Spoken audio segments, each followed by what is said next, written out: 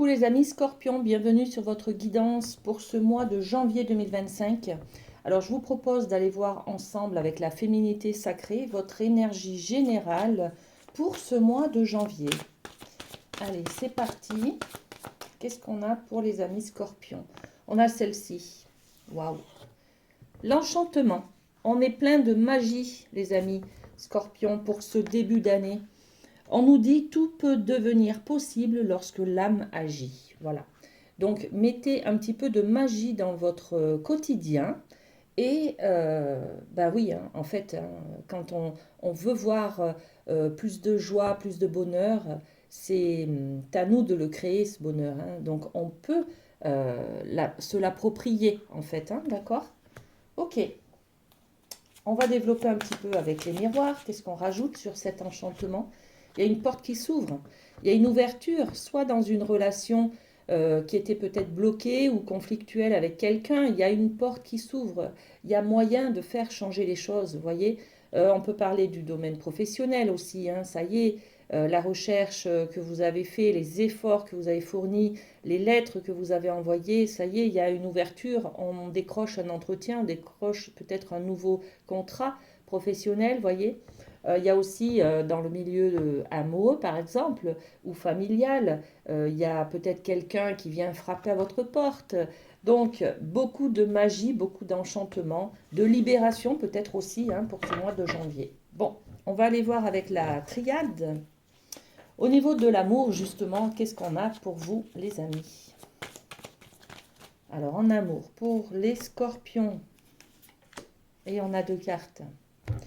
Alors, la mutation, voilà, le changement espéré, il est là. C'est peut-être une mutation de l'intérieur, c'est peut-être une émotion qui est changée, voyez, qui se transforme. On avait peut-être de la colère contre quelqu'un, on devient plus bienveillant, on devient plus aimable avec cette personne, voyez, on voit peut-être une autre vision des choses. Hein. C'est peut-être ça, hein, cette ouverture, c'est une ouverture peut-être d'esprit tout simplement, hein, d'accord? En tout cas, une mutation, un changement intérieur qui se profile à l'horizon au niveau de l'amour.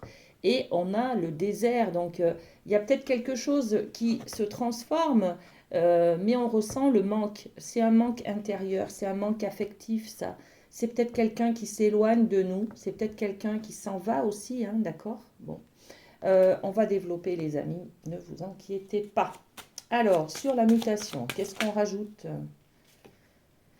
Une évolution, voilà. Je l'avais bien compris comme ça. Hein. La mutation, c'est vraiment une transformation, un changement intérieur qui est bénéfique en fait. Hein. Donc, pas de souci de ce côté-là. Par contre, il y a quand même ce désert qui est ressenti. Le désert, ça assèche.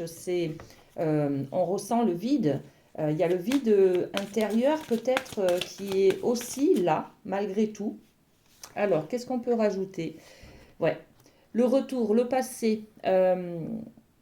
C'est pas évident de tourner une page. Voilà, on sent quand même une peur, on sent un vide, peut-être intérieur. On s'autorise hein, à aller de l'avant, à rencontrer quelqu'un, par exemple, une nouvelle personne, mais pour cela, il faut aussi faire le deuil d'une ancienne relation.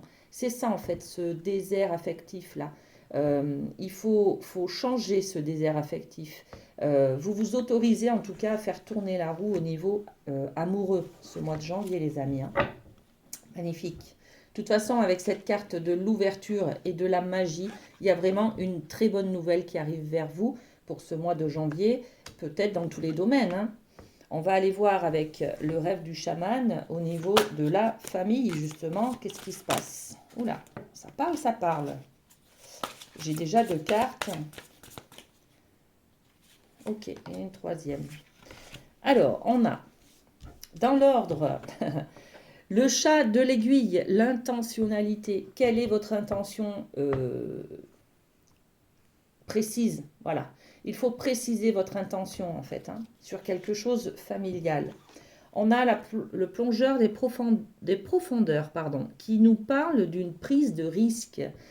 Peut-être que justement, hein, on va s'autoriser à ouvrir une porte. C'est vous, les amis scorpions, qui allez peut-être faire un pas en avant vers une personne, qui allait ouvrir la porte, qui allait mettre cette clé dans la porte pour l'ouvrir, d'accord? Parce que jusqu'à maintenant, elle est fermée, elle est bloquée. Il y a quelque chose qui n'était pas fluide en fait, hein.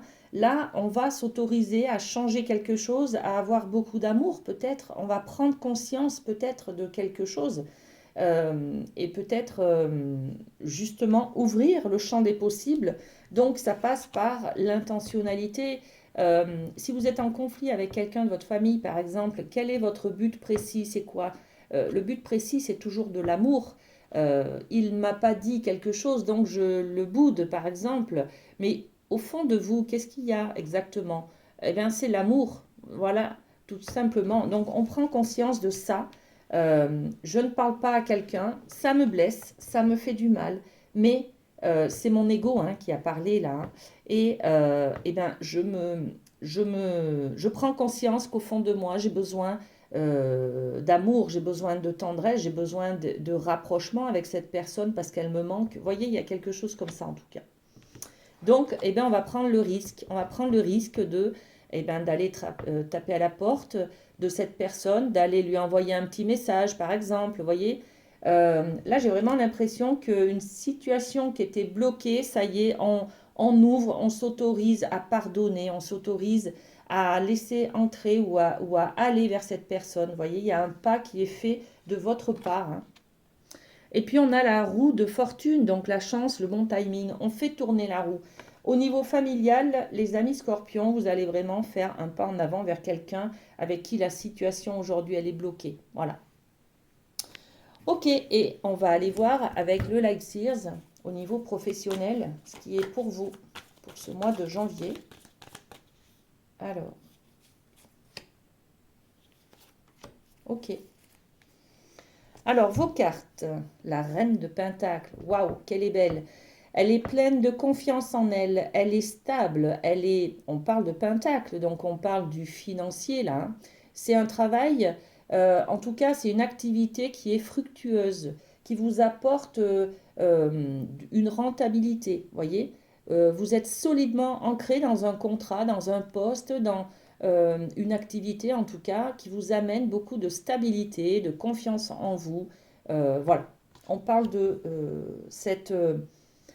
c'est aussi la reine de Pentacle, c'est aussi la mère de famille. Donc c'est peut-être aussi un poste où vous allez prendre des responsabilités, vous allez avoir des agents peut-être sous vos ordres, mais vous les managez comme une maman manage ses enfants, comme une maman materne ses enfants. Vous voyez, c'est un petit peu ça. Vous êtes un peu la chef, mais en même temps, vous êtes la maman. Alors, on peut parler aussi, pour les hommes, ça marche, hein, bien entendu, c'est aussi une énergie très féminine, en fait, de douceur, de je prends sous mon aile quelqu'un, j'aide quelqu'un, j'accompagne en toute bienveillance, voyez? Waouh! Et puis on a l'impératrice, donc là encore une maman hein, qui se prépare à cette naissance. L'impératrice, alors c'est aussi donc les énergies féminines hein, qui sont là, donc double femme, en fait, qui sont là, beaucoup d'affection, de tendresse, de sensibilité dans le cadre professionnel. Ça peut aussi parler d'un emploi qui est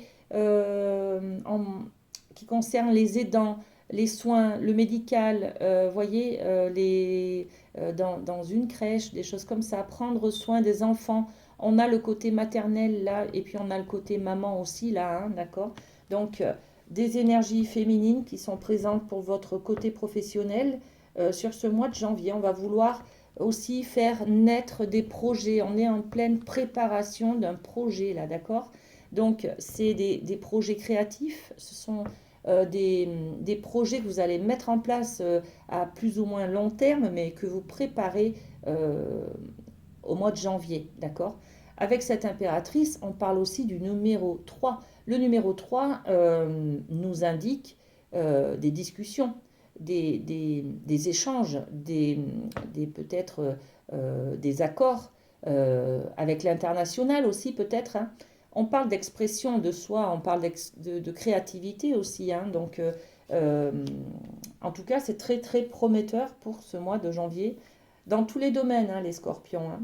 Alors, Profitez bien et je vous souhaite un très bon mois de janvier. À très bientôt.